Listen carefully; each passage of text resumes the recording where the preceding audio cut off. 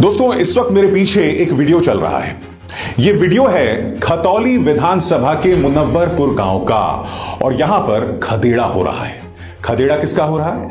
खदेड़ा हो रहा है विक्रम सैनी का, जो कि बीजेपी के विधायक हैं खतौली से, और गांव वाले इस कदर उनसे नाराज हैं, आप इस वीडियो में देख सकते हैं, उन्हें भगाया जा रहा है।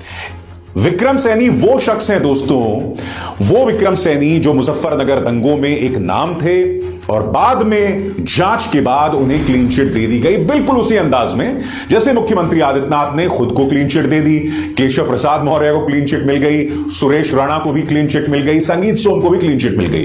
तो विक्रम सैनी शायद उसी फहरिस्त के क्लीन चिट वाले हैं और यहां पर आप देख सकते हैं उनके अपने गांव वाले उनकी अपनी विधानसभा में उन्हें यहां से खदेड़ा कर रहे हैं। सबसे बड़ा प्रश्न, क्या इसका मतलब यह है कि पश्चिमी उत्तर प्रदेश में, क्योंकि खतौली जैसे कि आप जानते हैं पश्चिमी उत्तर प्रदेश में आता है, पश्चिमी उत्तर प्रदेश में बीजेपी का खदेड़ा हो रहा है?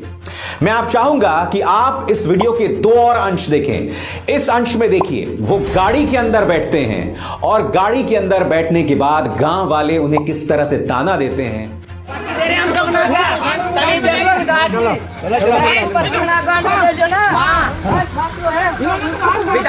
देख लो बाद में थक हार कर उन्हें हाथ जोड़कर आगे बढ़ जाना होता है। देखिए वीडियो।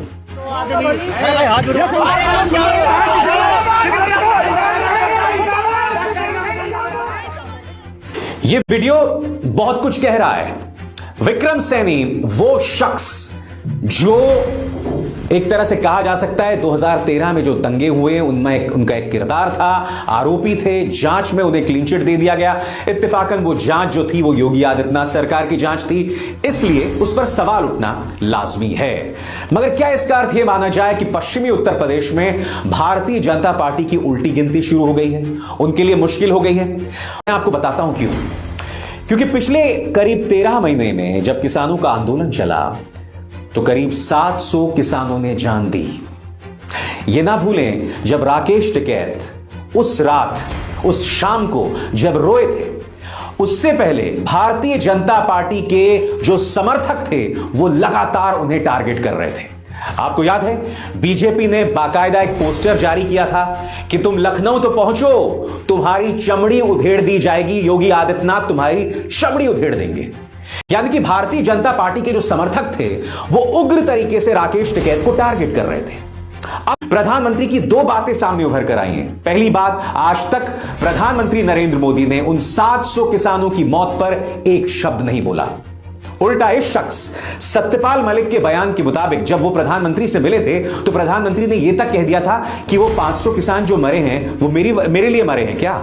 अब ऐसा क्या हुआ कि उसमें नरमी आ गई?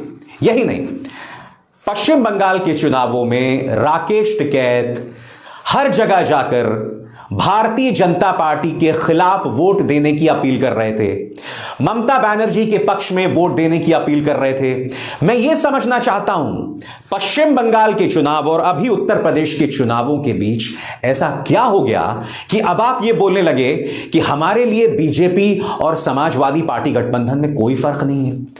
मैं जो आपके सामने रख रहा हूं सिर्फ तथ्य रख रहा हूं, मगर मैं आपका ध्यान इस बात की ओर भी खींच रहा हूं कि टिकैत बंधुओं के इस रवैये के चलते किसानों में असमंजस पैदा होगा। असमंजस पैदा होगा और जैसे ही असमंजस पैदा होगा इसका सीधा फायदा बीजेपी को हो सकता है। कृष्ण मंदिर के नाम पर शाही ईदगाह में मूर्तियां जो है वो लगाने की धमकी दी गई।